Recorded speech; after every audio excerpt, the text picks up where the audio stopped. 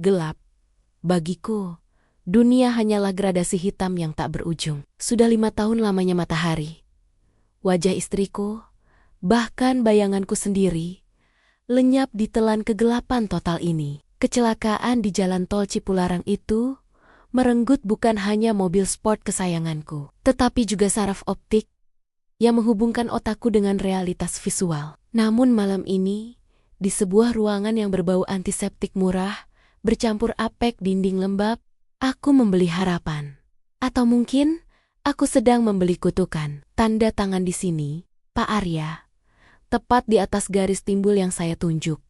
Suara itu milik Dr. Hadi. Getaran vokalnya terdengar gugup, sedikit berisik, seperti gesekan kertas amplas kasar. Tangannya yang dingin dan berkeringat menuntun jemariku memegang pena. Bacakan lagi nominalnya.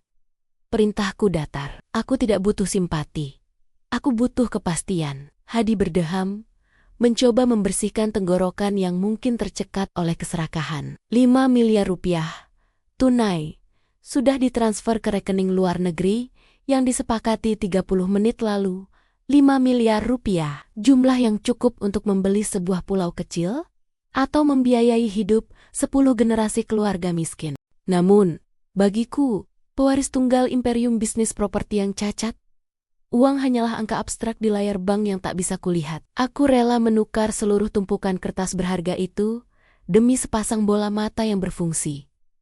Dan donornya? Tanyaku, masih menahan ujung pena di atas kertas perjanjian. Hening. Sejenak, hanya terdengar dengung mesin pendingin ruangan yang sekarat di sudut ruangan. Kecelakaan lalu lintas. Baru meninggal 2 jam lalu. Jaringannya masih sangat segar. Cocok sempurna dengan resus darah Bapak. Jawab Hadi cepat. Terlalu cepat. Insting bisnisku berteriak ada kebohongan dalam nada bicaranya. Tidak ada donor legal yang tersedia secepat ini. Apalagi di klinik bawah tanah yang lokasinya bahkan dirahasiakan dari GPS. Kami berada di Rubana, sebuah ruko tua di pinggiran Jakarta. Tempat hukum tidak menjangkau dan etika kedokteran dibuang ke tempat sampah. Tapi keputusasaan adalah penutup telinga yang efektif. Aku mengabaikan keraguan itu dan menggoreskan tanda tangan. Lakukan, Dok. Sekarang, bunyi logam beradu. Perawat-perawat melangkah dengan sepatu karet yang mencicit di lantai vinil. Aku dibaringkan di meja operasi yang keras dan dingin. Aroma ruangan berubah. Bau alkohol menyengat hidungku. Berusaha menutupi aroma lain yang samar namun mengganggu bau tanah basah dan bunga melati yang terlalu wangi. Seolah-olah kami sedang berada di tengah pemakaman kuno, bukan ruang bedah. Suntikan anestesi masuk, ujar Hadi.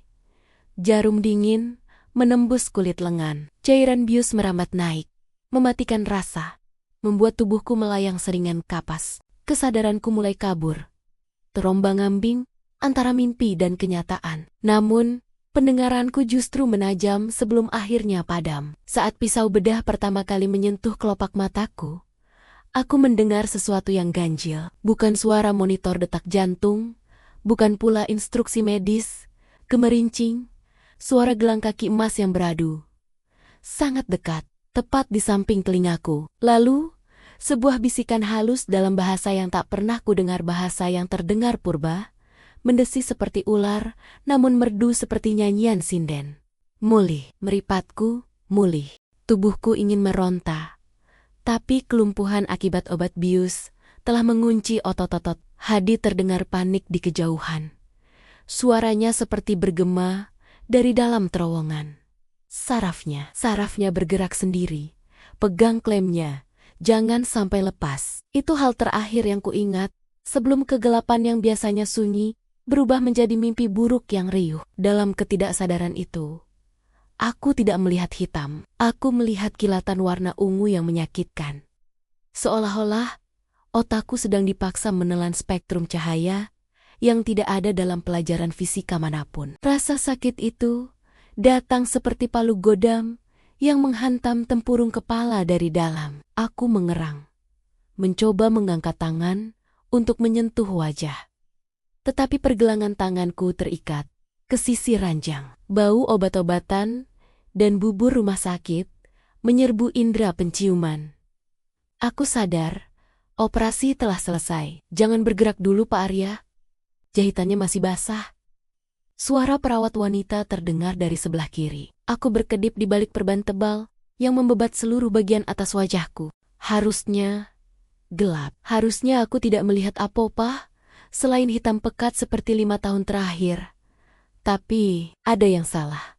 Sangat salah. Meski mataku tertutup rapat dan terbungkus berlapis-lapis kasa, aku bisa melihat cahaya. Bukan cahaya lampu neon ruangan, melainkan pendaran kabut berwarna hijau lumut dan ungu lebam yang berputar-putar di udara.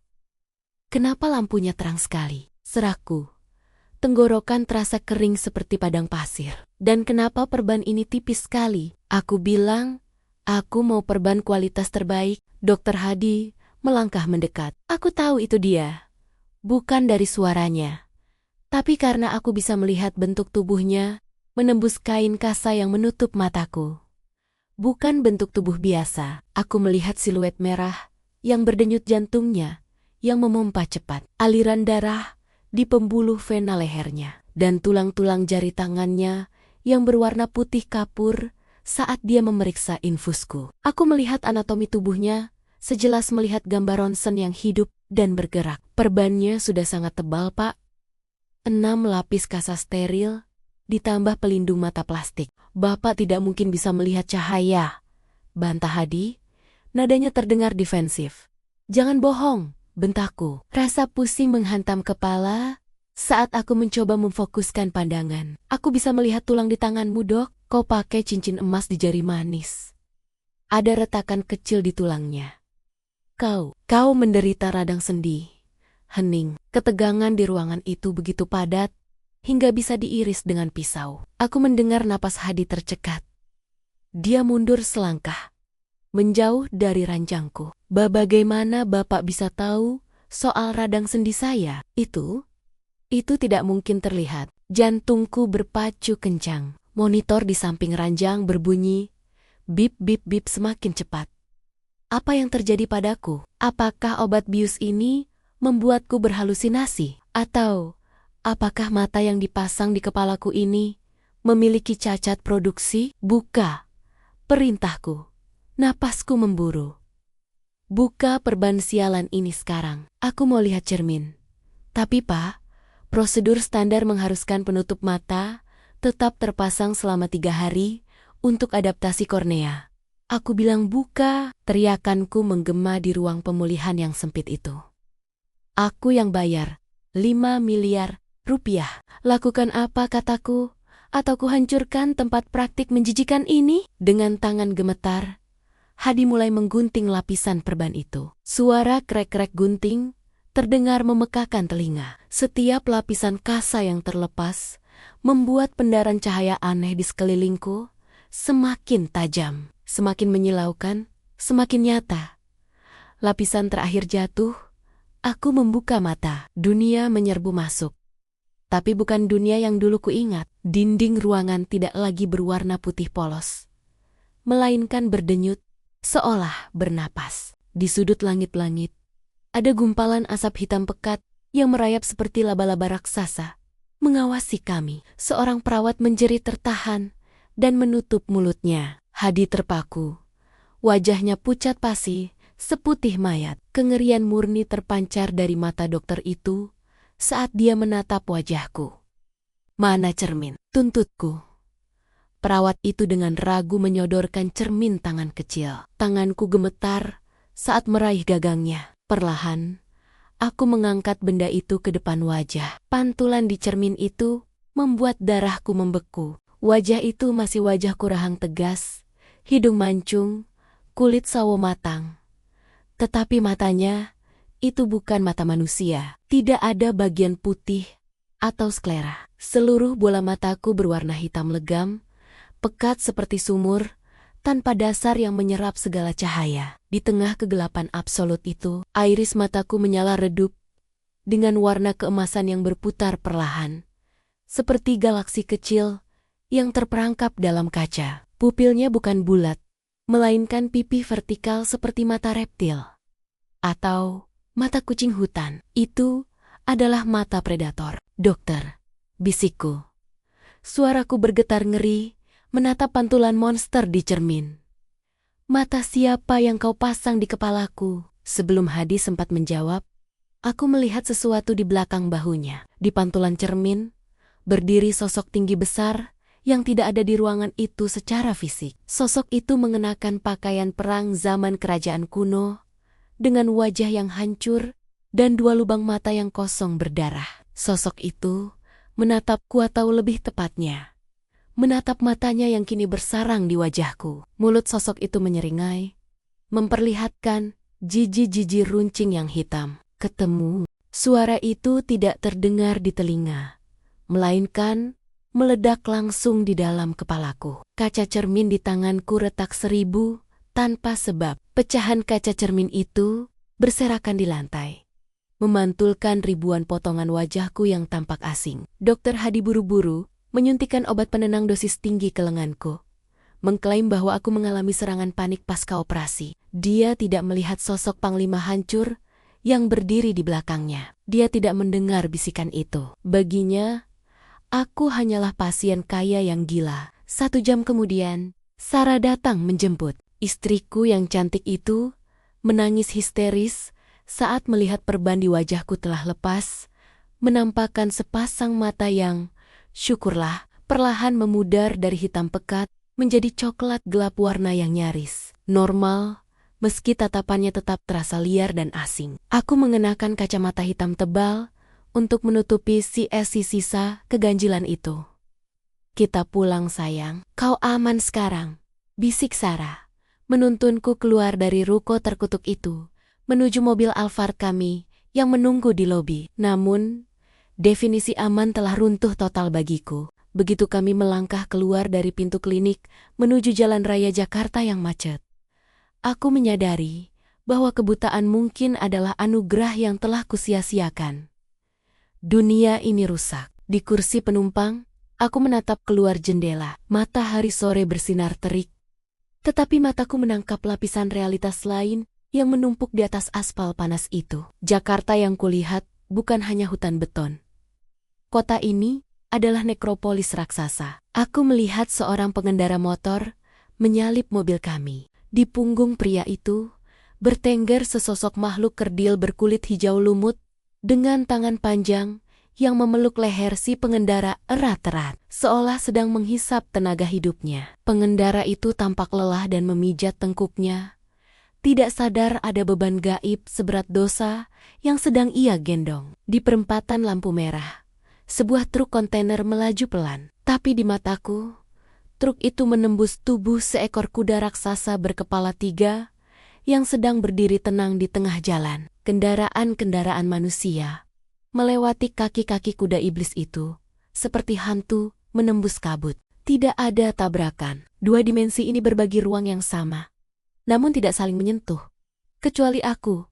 Aku melihat keduanya. Arya, kau diam saja dari tadi. Apa masih sakit? Tanya Sarah. Tangannya yang hangat menggenggam jemariku. Aku menoleh padanya. Wajah Sarah terlihat normal, cantik dengan riasan tipis. Namun, saat aku memfokuskan pandangan sedikit lebih dalam, aku bisa melihat aliran chi atau energi kehidupan berwarna biru muda mengalir di tubuhnya, berpusat di jantung. Aku hanya pusing melihat cahaya. Sar, dustaku. Suaraku terdengar jauh, seolah bukan milikku. Mobil berbelok memasuki kawasan perumahan elit kami di Pondok Indah.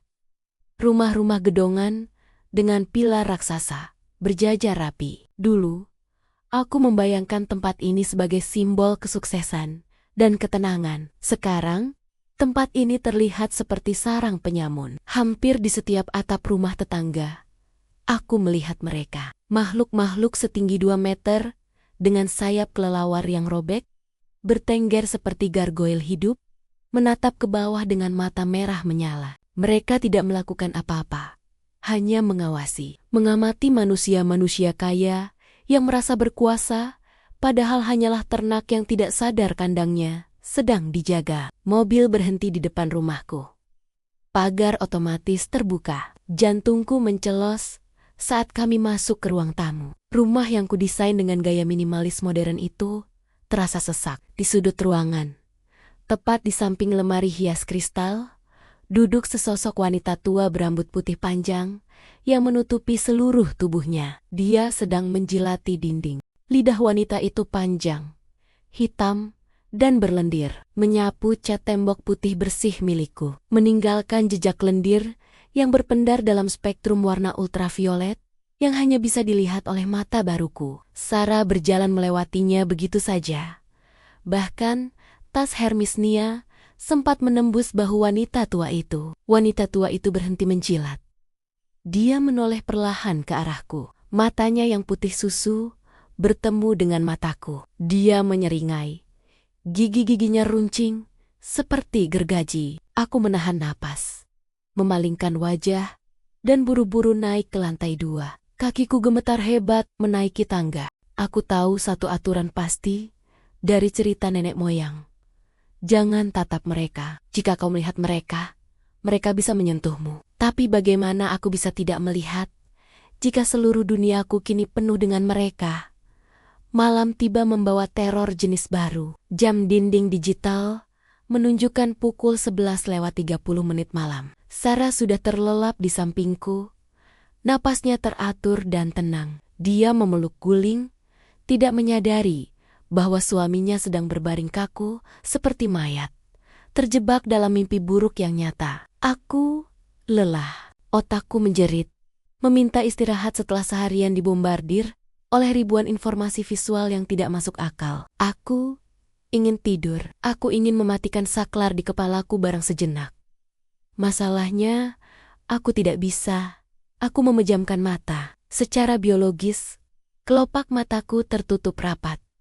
Bulu mataku saling bertaut. Namun, kegelapan yang kuharapkan tidak kunjung datang. Kelopak mata manusia dirancang untuk memblokir cahaya foton cahaya matahari, lampu, api, tapi mata baruku ini tidak bekerja dengan menangkap cahaya foton. Mata ini menangkap gelombang energi, aura, dan spektrum gaib yang tidak terhalang oleh selembar kulit tipis bernama kelopak mata. Saat mataku terpejam, aku masih bisa melihat semuanya. Kamar tidurku terlihat jelas. Hanya saja kini bernuansa monokrom abu-abu dengan garis-garis neon yang membentuk kontur benda. Aku bisa melihat kerangka lemari, aliran listrik di dalam dinding, dan detak jantung Sarah di sebelahnya. Dan aku bisa melihat mereka berdatangan. Awalnya hanya satu, sesosok makhluk kecil seperti monyet, namun berkepala botak pelontos, merayap turun dari plafon, tepat di atas tempat tidur kami. Ia menggantung dengan kaki terbalik, wajahnya hanya berjarak 10 cm dari wajah Sarah yang sedang tidur. Makhluk itu mengendus napas istriku. Aku ingin berteriak, ingin menepis makhluk menjijikan itu, tapi tubuhku lumpuh oleh ketakutan. Jika aku bereaksi, mereka akan tahu bahwa aku sadar. Mereka akan tahu jendela itu telah terbuka. Kemudian, datang lagi yang lain. Sesosok tinggi kurus tanpa wajah masuk menembus pintu kamar yang terkunci rapat. Ia berdiri di ujung ranjang, mengamati kakiku. Lalu muncul lagi gumpalan asap hitam yang perlahan memadat menjadi bentuk anjing besar dengan wajah manusia yang menyedihkan. Satu persatu, semakin banyak. Dalam hitungan jam, kamar tidur mewahku yang luas berubah menjadi pasar malam bagi entitas dimensi lain.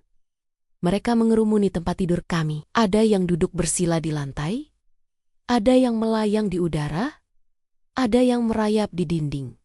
Semuanya diam, semuanya menatap ke satu arah. Menatapku. Mereka tertarik pada aura mata ini, seperti laron yang mengerubungi lampu pijar di tengah hutan gelap. Mata Panglima Bunian yang kini tertanam di wajahku memancarkan sinyal suar yang memanggil mereka datang. Matanya, desis salah satu makhluk itu. Suaranya seperti gesekan paku di papan tulis, bergema langsung di tulang tengkorakku. Itu mata Baginda. Dia mencurinya. Sahut yang lain. Suara berat seperti batu yang beradu. Aku memejamkan mata semakin erat. menekan kelopak mataku dengan otot wajah sampai sakit, berharap ilusi ini hilang. Tapi percuma, pandanganku justru semakin jernih. Aku melihat pembuluh darah di mata mereka, melihat kaking-kaking astral yang menggeliat di balik kulit transparan mereka. Tidak ada tempat bersembunyi, tidak ada privasi. Bahkan di balik kelopak mataku sendiri, aku telanjang di hadapan mereka. Tiba-tiba, makhluk yang menggantung di atas Sarah meneteskan air liurnya. Cairan kental berwarna hijau itu jatuh, menembus selimut, dan menetes tepat di pipi istriku. Sarah menggeliat, mengerang pelan dalam tidurnya, lalu menggaruk pipinya kasar seolah terkena gatal yang membakar. Kulit pipinya memerah seketika, melepuh seperti terkena air keras. Itu bukan halusinasi. Interaksi fisik mulai terjadi. Amarah mengalahkan rasa takutku. Aku menyentakkan tubuh bangun, duduk tegak di tempat tidur, dan menatap langsung ke arah makhluk mirip monyet itu.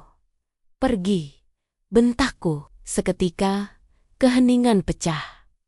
Seluruh makhluk di ruangan itu tersentak mundur, bukan karena takut pada bentakanku, melainkan karena kaget. Ratusan pasang mata dari berbagai bentuk dan warna kini terbelalak menatapku. Mereka menyeringai bersamaan. Senyuman lebar yang merobek wajah mengerikan itu. "Dia melihat kita," bisik mereka serempak. Suara kuor yang membuat darahku membeku menjadi es. "Manusia ini melihat kita."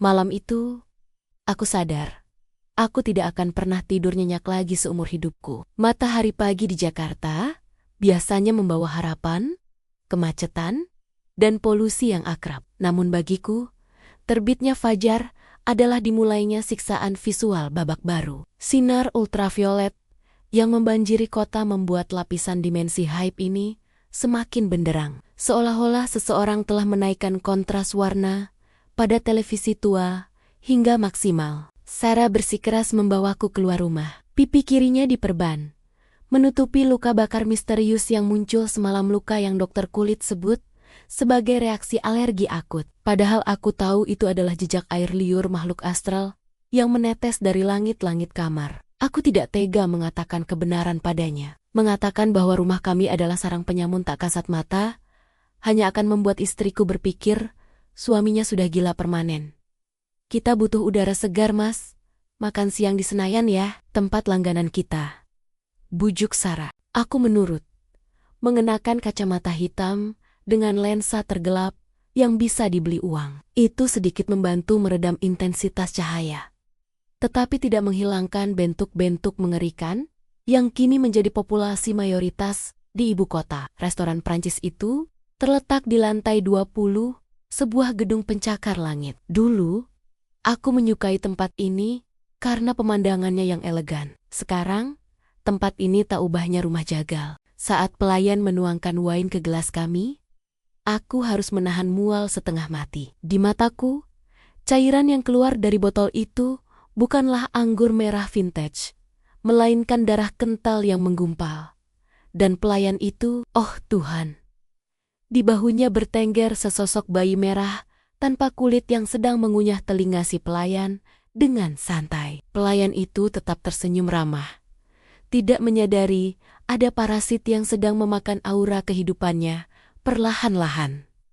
"Mas Arya, kok makanannya tidak disentuh?" tegur Sarah, memotong steak di piringnya. Aku menatap daging di piringku. Bagi mata manusia, itu adalah daging sapi wagyu kualitas terbaik. Tapi bagi mata baruku, itu adalah potongan daging bangkai yang dikerubungi belatung neon berwarna biru. Aroma amis yang menusuk hidung membuat lambungku bergejolak. "Aku tidak lapar," jawabku singkat, mengalihkan pandangan ke seluruh penjuru restoran. Itulah kesalahan terbesarku. Di sudut ruangan, dekat jendela kaca besar yang menghadap kota, duduk seorang wanita. Tidak ada orang lain di meja itu. Kursi di depannya kosong. Pengunjung lain berlalu lalang, melewatinya tanpa menoleh. Seolah wanita itu hanyalah udara kosong. Tapi aku melihatnya sangat jelas. Wanita itu mengenakan kebaya bludru hitam pekat dengan sulaman benang emas yang rumit Model pakaian yang mungkin tren di era kerajaan Majapahit. Rambutnya digelung tinggi, dengan tusuk konde dari tulang manusia. Kulitnya pucat seperti pualam. Sangat kontras dengan bibirnya yang merah menyala. Dia cantik, kecantikan yang tidak wajar. Terlalu sempurna, terlalu simetris, dan memancarkan aura dingin yang membekukan ruangan. Wanita itu sedang makan. Bukan makanan restoran. Di atas mejanya, terhidang sebuah piring emas berisi bunga melati, segar, dan jari-jari manusia. Dia memakan jari itu dengan anggun. Menggigit ruas demi ruas, seolah itu adalah biskuit renyah. Jantungku berhenti berdetak. Insting purba dalam diriku berteriak. Alihkan pandangan. Jangan menatap. Terlambat. Wanita itu berhenti mengunyah. Gerakannya kaku, seperti boneka kayu yang tali penggeraknya ditarik mendadak. Kepala itu menoleh perlahan, berputar dengan sudut yang sedikit tidak wajar, hingga matanya bertemu langsung dengan mataku di balik kacamata hitam. Matanya hijau zamrud, bersinar dalam kegelapan wajahnya. Waktu seakan berhenti. Suara denting garpu dan obrolan pengunjung restoran lenyap, digantikan oleh suara dengung tinggi yang memekakkan telinga. Dia tahu. Perlahan, bibir merah wanita itu melengkung naik. Senyuman itu melebar, terus melebar, melampaui batas anatomi manusia. Kulit pipinya robek, memperlihatkan deretan gigi runcing, setajam jarum yang berlumuran darah. Dia mengangkat tangannya, menunjuk lurus ke arahku. Pencuri. Suara itu tidak datang dari mulutnya, melainkan meledak di dalam kepalaku, menggetarkan setiap saraf otak. Detik berikutnya, wanita itu berdiri. Tubuhnya memanjang.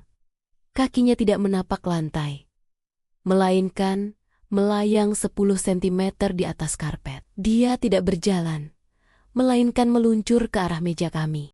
"Mas, kamu kenapa pucat sekali?" Suara Sarah terdengar panik. "Lari, desisku." "Apa? Kita pergi dari sini sekarang." Aku menyambar tangan Sarah, menyeretnya berdiri hingga kursi kami terguling jatuh. Pengunjung lain menatap kami kaget, mengira ada pertengkaran suami istri. Aku tidak peduli. Aku melihat wanita bangsawan itu semakin dekat. Tangannya yang berkuku panjang terulur hendak mencengkram wajahku. Saat kami berlari menuju pintu keluar, aku menoleh ke belakang sekilas. Bukan hanya wanita itu. Seluruh makhluk yang ada di restoran itu bayi, merah di bahu pelayan, sosok bungkuk di meja kasir, dan bayangan hitam di langit-langit semuanya kini menatapku. Mereka berhenti melakukan aktivitas mereka, dan serentak bergerak mengejarku. Aku telah melanggar hukum tirai. Aku telah melihat mereka. Dan sekarang, aku adalah target buruan terbuka. Mobil Alphard hitam itu melaju membelah jalanan Jakarta dengan kecepatan yang membahayakan. Sarah menyetir dengan tangan gemetar. Air mata mengalir di pipinya yang masih diperban. Dia tidak bertanya lagi. Ketakutan di wajahku sudah cukup menjadi jawaban bahwa ada sesuatu yang sangat salah. Ke klinik dokter itu. Perintahku parau, sambil terus menoleh ke kaca belakang. Mereka mengikuti. Di jalan raya, aku melihat sosak-sosak bayangan berlari dengan 4 kaki, melompat dari satu atap mobil ke mobil lain, berusaha mengejar kendaraan kami. Namun untungnya, di siang hari, kekuatan manifestasi fisik mereka belum sempurna. Mereka hanya bisa mengawasi dan menakut-nakuti. Belum bisa menyentuh objek fisik yang bergerak cepat. Kami tiba di ruko tua, tempat praktik Dr. Hadi, 1 jam kemudian. Matahari mulai condong ke barat, menciptakan bayangan panjang yang tampak hidup di mataku. "Tunggu di mobil, kunci pintu," kataku pada Sarah. "Jangan buka untuk siapapun kecuali aku." "Mas, jangan masuk sendiri," isak Sarah. "Aku tidak punya pilihan. Aku harus mengembalikan mata sialan ini, atau setidaknya memaksa Hadi memberitahu cara menutup hijab yang telah dia robek paksa." Aku mendobrak pintu kaca klinik yang terkunci dengan bahuku. Alarm berbunyi nyaring, tapi aku tidak peduli. Ruang tunggu itu kosong. Meja resepsionis berdebu tipis, seolah sudah ditinggalkan berhari-hari. Padahal baru kemarin aku dioperasi di sini. Hadi, teriakku. Suaraku menggema di lorong sunyi. Tidak ada jawaban, hanya suara bip-bip alarm yang konstan. Aku berlari menuju ruang operasi.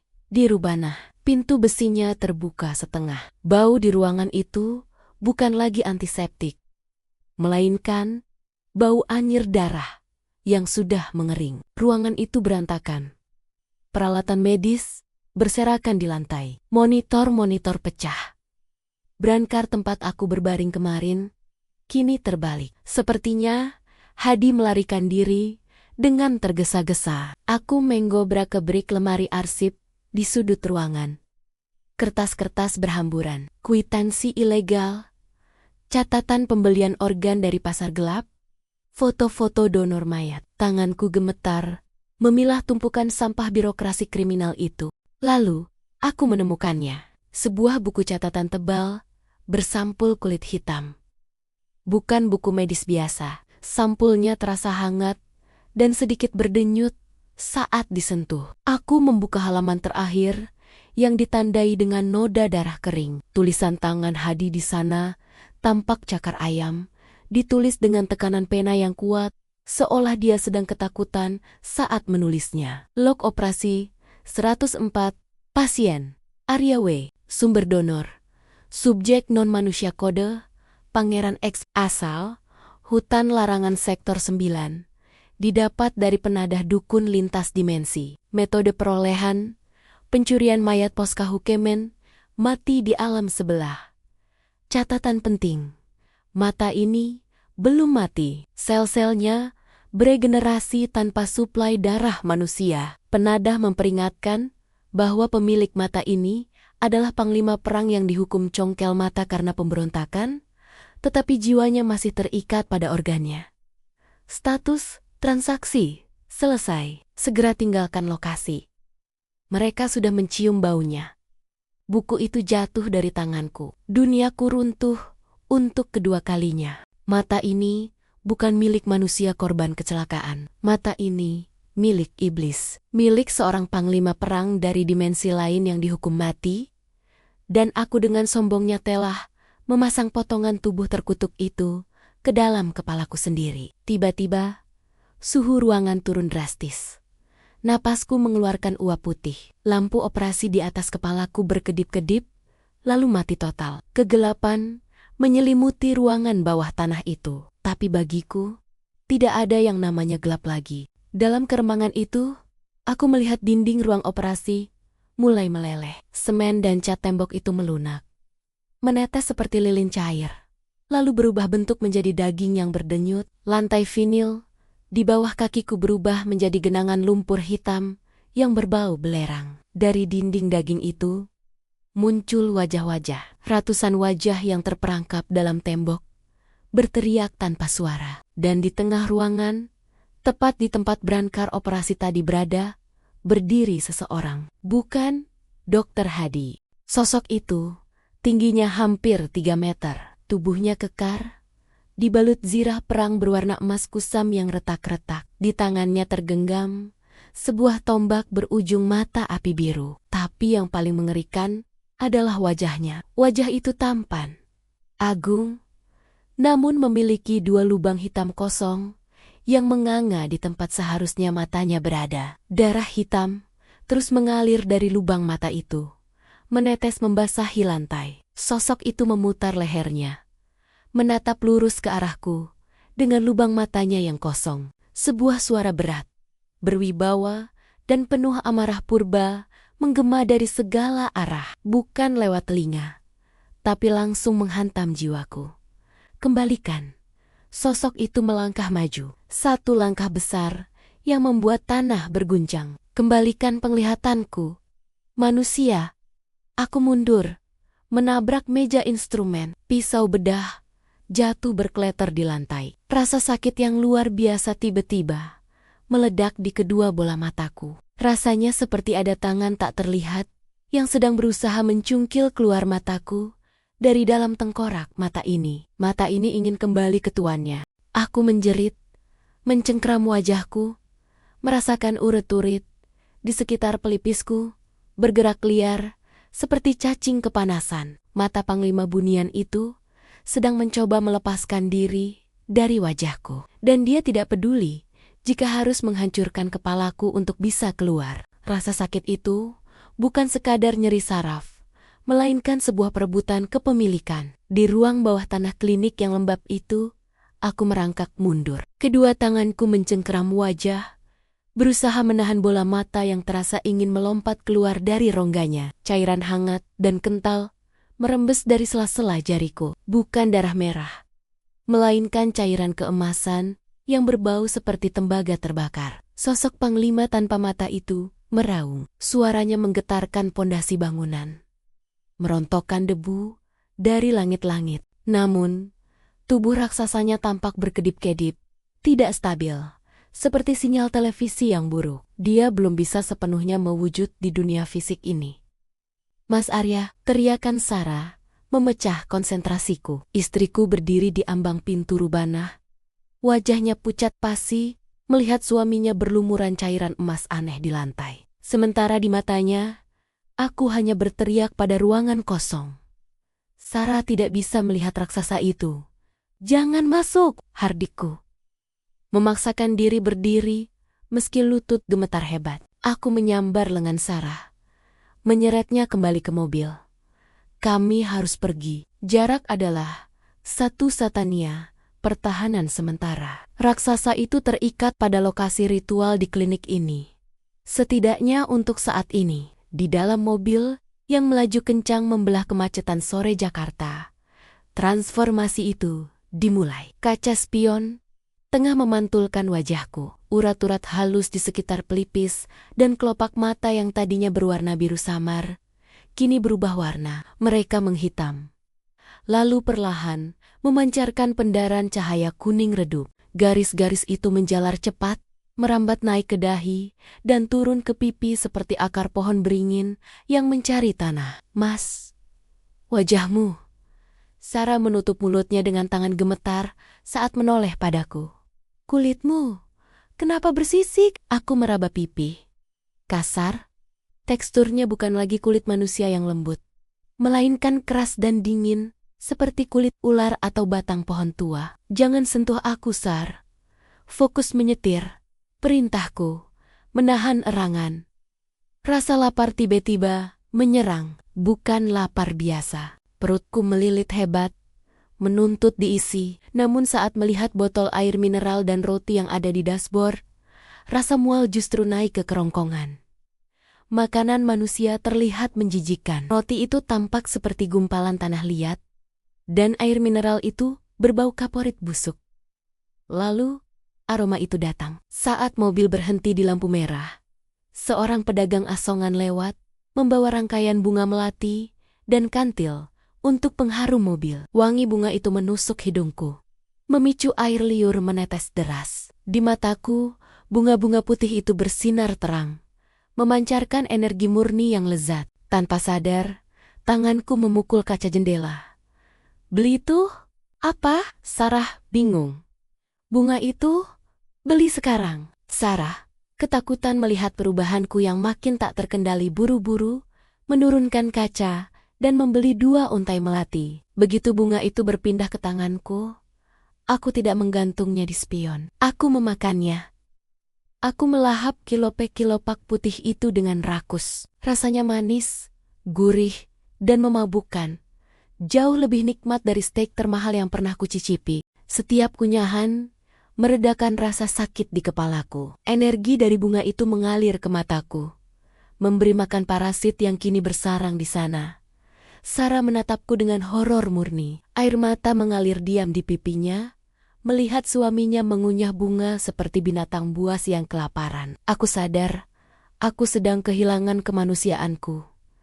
Mata ini bukan hanya alat melihat, mata ini adalah benih, dan tubuhku adalah tanah subur yang sedang dijajah. Malam itu, rumah kami di Pondok Indah bukan lagi tempat berlindung. Itu adalah benteng yang sedang dikepung. Sejak matahari terbenam, suasana di sekitar rumah berubah drastis. Langit di luar jendela tidak berwarna hitam, melainkan merah tembaga. Awan-awan berarak cepat membentuk wajah-wajah yang menyeringai. Aku menutup semua tirai, mengunci semua pintu, dan mematikan lampu. Cahaya lampu listrik membuat mataku sakit. Aku duduk di sudut ruang tengah dengan pisau dapur di tangan kanan, sementara Sarah meringkuk di sofa, memeluk lututnya. Dia sudah berhenti bertanya. Dia hanya menangis dalam diam. Dung, dung, dung. Suara tabuhan genderang perang terdengar dari halaman depan. Iramanya lambat, berat, dan mengancam. Kau dengar itu, Sar? Bisikku. Dengar apa, Mas? Sepi sekali di luar, jawab Sarah dengan suara parau. Tentu saja dia tidak dengar. Frekuensi suara itu berada di luar jangkauan telinga manusia. Tapi bagiku, suara itu memekakkan telinga. Aku mengintip sedikit dari celah tirai jendela depan. Halaman rumput kami yang luas kini penuh sesak. Ratusan prajurit kerdil bertubuh hijau gelap, memegang tombak dari tulang, berdiri berbaris rapi. Di belakang mereka, menunggangi kuda-kuda hitam yang kakinya tidak menyentuh tanah, ada para perwira bunian dengan zirah perak. Mereka tidak menyerang membabi buta. Ini adalah formasi militer yang terdisiplin. Mereka menunggu perintah. Tiba-tiba, dari barisan depan, seorang prajurit melangkah maju dan meniup terompet dari tanduk kerbau. Suaranya melengking tinggi, memecahkan kaca lampu taman. Preng, Mas! Sarah menjerit saat lampu kristal di ruang tamu tiba-tiba berayun sendiri dan jatuh menimpa meja kaca. Mundur ke dapur. Sekarang, teriakku. Serangan dimulai, bukan dengan ledakan, tapi dengan invasi fisik. Pintu depan yang terbuat dari kayu jati tebal mulai bergetar hebat, seolah dihantam godam raksasa. Namun tidak ada siapa-siapa di sana. Bagi mata Sarah, bagi mataku, aku melihat 3 ekor makhluk besar, menyerupai kerbau hutan, sedang menurunkan kepalanya, mendobrak pintu itu berulang kali. BRAK, engsel pintu menjerit, kayu retak. Mereka masuk. Desisku. Tembok ruang tamu mulai berkeringat. Lendir hijau merembes dari pori-pori cat dinding, lalu memadat membentuk tenggen-tenggen yang menggapai-gapai.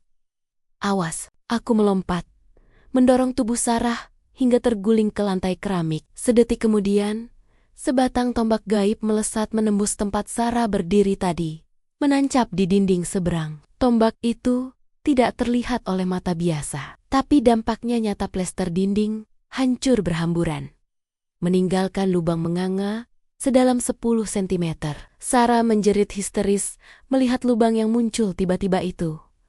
Apa itu? Apa yang terjadi? Lari ke kamar mandi, kunci dari dalam. Jangan keluar apapun yang terjadi. Aku berdiri, menghadang di tengah ruangan. Pisau dapur di tanganku, terasa konyol melawan pasukan gaib ini.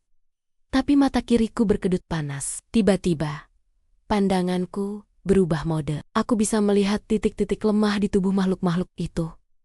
Titik-titik cahaya merah di jantung mereka. Seekor prajurit kerdil melompat, menembus jendela yang pecah, memamerkan gigi taringnya, siap menerkamku. Tanpa pikir panjang, digerakkan oleh refleks yang bukan milikku, aku melempar pisau itu. Bilah pisau melesat dengan akurasi yang mustahil, menancap tepat di titik merah di dada makhluk itu. Makhluk itu melolong, tubuhnya terbakar api biru, lalu hangus menjadi abu yang langsung lenyap ditiup angin. Aku terengah-engah. Mata ini memberiku kemampuan tempur pemilik aslinya. Panglima itu adalah pembunuh ulung, dan sekarang insting membunuhnya mengalir dalam darahku. Namun, jumlah mereka terlalu banyak. Dinding ruang tamu runtuh sebagian, bukan karena hantam fisik, tapi karena realitas di titik itu telah terkikis habis. Dari lubang realitas itu, sosok panglima tanpa mata dari klinik tadi melangkah masuk. Kali ini, dia nyata. Hawa dingin yang dibawa tubuhnya membekukan air di vas bunga. Dia berdiri menjulang di tengah ruang tamuku yang hancur. Tangannya terulur, menunjuk wajahku. Tubuhmu lemah. Manusia, menyerahlah. Biarkan aku mengambil alih sepenuhnya, dan nyawamu akan kuampuni. Suara itu menawarkan kesepakatan iblis. Dia tidak hanya menginginkan matanya kembali, dia menginginkan wadah baru. Tubuh aslinya sudah mati dihukum. Dan tubuhku yang kini telah terinfeksi dan bermutasi adalah cangkang kosong yang sempurna untuk menampung jiwanya. Di belakangku, aku mendengar suara Sarah menangis dari balik pintu kamar mandi. Jika aku menyerah, dia akan mengambil alih tubuhku. Aku akan hilang. Tapi jika aku melawan, Sarah akan mati di tengah perang ini. Aku menatap lubang mata kosong raksasa itu. Ambil saja kalau bisa. Bangsat. Panglima itu meraung marah. Dia menghentakkan kakinya, dan lantai marmer rumahku meledak, melemparku ke udara. Tulang rusukku rasanya remuk saat punggung ini menghantam dinding koridor. Ledakan barusan bukan berasal dari mesiu atau gas, melainkan gelombang kejut murni dari hentakan kaki sang panglima. Debu reruntuhan plafon berjatuhan menimpaku seperti salju kotor. Di tengah kabut debu itu, sosok raksasa tanpa mata tersebut melangkah perlahan. Setiap langkahnya membuat lantai rumah bergetar, menjatuhkan lukisan-lukisan mahal yang tergantung miring di dinding. Aku terbatuk, memuntahkan cairan logam yang terasa asin. Darah wadah ini cukup kuat, gema suara itu menilai ketahanan tubuhku seperti seorang pembeli yang menapok-nepok badan kuda. Tapi jiwamu terlalu bising, harus dibungkam. Aku menyeret tubuhku menjauh, menuju satu-satunya tempat yang terpikirkan. Kamar mandi tamu di bawah tangga. Bukan untuk bersembunyi. Tidak ada tempat sembunyi dari makhluk yang bisa melihat, melintasi dimensi. Aku butuh cermin dan benda tajam. Pisau dapur tadi terlepas saat aku terlempar. Tanganku meraba-raba saku celana, menemukan pisau lipat Swiss Army kecil yang selalu kubawa. Tidak ideal, tapi harus cukup. Aku membanting pintu kamar mandi, menguncinya, lalu menyandarkan punggung ke daun pintu. Di luar, suara derap langkah berat semakin dekat, disertai bunyi gesekan logam tombak yang menyeret di lantai. Aku berdiri di depan wastafel, cermin di depannya retak, memantulkan wajahku yang kini nyaris tak dikenali. Kulit wajahku telah berubah warna menjadi abu-abu pucat, dengan tekstur kasar seperti batu granit. Namun, yang paling mengerikan adalah mata itu. Kedua bola mata hitam itu kini berputar liar, tidak sinkron satu sama lain, seolah sedang memindai ancaman secara mandiri. Kau ingin tubuhku? Desisku pada pantulan itu. Langkahi dulu mayatku. Satu-satunya cara mengakhiri invasi ini adalah dengan menghancurkan gerbangnya. Mata ini adalah suar. Jika aku membuangnya, mereka akan kehilangan jejak. Atau setidaknya, Panglima itu tidak akan punya alasan untuk mengejarku lagi. Aku membuka bilah pisau lipat. Logam kecil itu berkilau dingin di bawah lampu kamar mandi yang berkedip-kedip. Tanganku gemetar hebat saat mengangkat pisau itu mendekati mata kanan. Insting pertahanan diri berteriak, memohon agar aku berhenti. Tidak ada makhluk hidup yang diprogram untuk melukai dirinya sendiri. Tapi logika keputusasaanku lebih kuat. Demi Sarah, demi kewarasanku. Maafkan aku, Tuan, bisikku. Aku menusukkan ujung pisau itu. Ting, bunyi logam beradu. Pisau itu tidak menembus mata. Tangan kananku berhenti 3 mm di depan kornea. Bukan karena aku ragu, tapi karena tanganku menolak bergerak lebih jauh. Otot-otot bisep dan trisepku menegang kaku seperti batu, melawan perintah otakku sendiri. Gerak. Sialan, teriakku. Menekan sekuat tenaga, menggunakan tangan kiri untuk membantu mendorong tangan kanan. Sia-sia, mata itu melindungi dirinya sendiri. Saraf-saraf di lenganku telah dibajak. Mata Panglima itu tahu niatku. Tiba-tiba, rasa sakit yang membakar menjalar dari soket mata ke seluruh kepala. Bukan rasa sakit fisik, melainkan hukuman. Lancang, suara itu meledak di kepalaku. Tanganku yang memegang pisau tiba-tiba berbalik arah. Kini, ujung pisau itu terarah ke leherku sendiri. Aku berjuang menahan lenganku sendiri. Keringat dingin membasahi tubuh. Aku sedang bergulat dengan anggota tubuhku sendiri di dalam kamar mandi sempit. Sementara di luar pintu, sesuatu yang besar mulai mendobrak. Berakah, pintu kamar mandi hancur berkeping-keping. Tangan raksasa berwarna pucat menerobos masuk, mencengkram kerah bajuku dan melempar tubuhku keluar seperti boneka kain. Aku melayang, menabrak meja makan kaca, hingga hancur berantakan. Di antara pecahan kaca dan darah yang menggenang, aku melihat mereka. Bukan hanya pasukan bunian. Di kaki sang panglima raksasa, tergeletak sesosok tubuh manusia yang babak belur, wajahnya bengkak, kacamata medisnya pecah, dan jas putihnya kotor oleh tanah kuburan. Dokter Hadi. Dia masih hidup, terisak-isak, diseret oleh dua makhluk kerdil yang memegangi kakinya. Tolong saya, Pak Arya, rintih Hadi. Mereka memaksa saya. Mereka butuh darah penengah. Panglima raksasa itu menunduk. Lubang matanya yang kosong menatapku, lalu beralih ke Hadi. Ritual penyatuan membutuhkan tumbal. Ucap panglima itu datar. Daging ganti daging, nyawa ganti nyawa. Tabib ini yang memasangku padamu. Dia yang harus menguncinya. Hadi menjerit saat makhluk kerdil itu menyeretnya mendekat ke arahku. Di tangannya, makhluk itu menyelipkan sebuah pisau bedah berkarat. Lakukan, tabib, perintah suara itu. Sempurnakan wadahku, atau kau yang akan menjadi santapan anjing-anjingku. Hadi menatapku dengan air mata berlinang.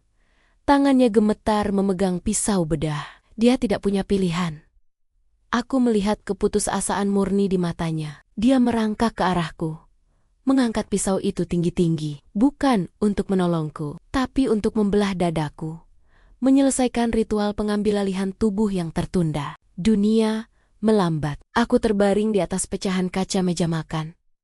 Tak berdaya, menatap ujung pisau bedah di tangan Dokter Hadi yang melayang turun menuju jantungku. Di belakangnya, panglima raksasa itu menunggu dengan sabar, seolah sedang menyaksikan upacara pelantikan raja baru. Namun, sesaat sebelum pisau itu menyentuh kulit dadaku, sesuatu di dalam diriku bangkit. Bukan rasa takut, bukan juga amarah, melainkan sebuah ingatan asing. Ingatan tentang perang ribuan tahun lalu di padang rumput yang luas. Ingatan tentang memenggal kepala musuh. Ingatan tentang dikhianati oleh raja sendiri.